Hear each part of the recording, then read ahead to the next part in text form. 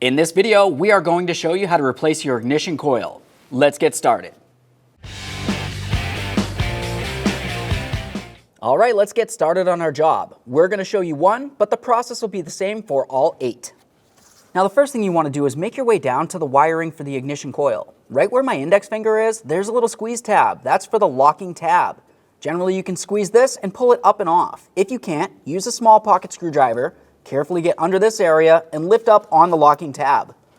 Once you have that lifted up, you should be able to pull the wiring off and give it a quick inspection. We'll set that aside. Now we can move down to the mounting bolt holding the coil to the valve cover. We'll use a 10mm to remove this.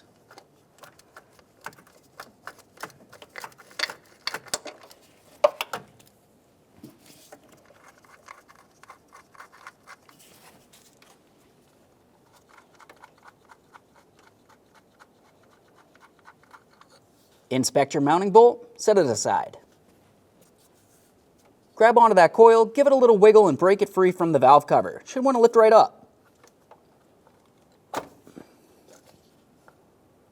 There it is, friends.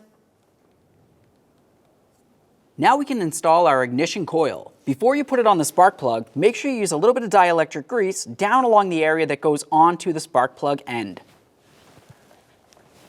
After you've got that on there, go ahead and slide it in place down over the spark plug and line up your mounting bolt hole.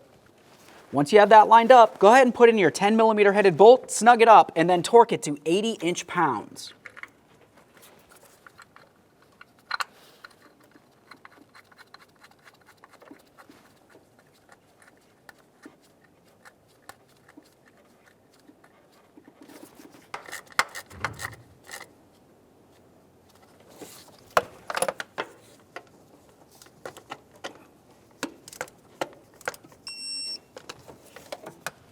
Once that's on there, continue to your electrical connector.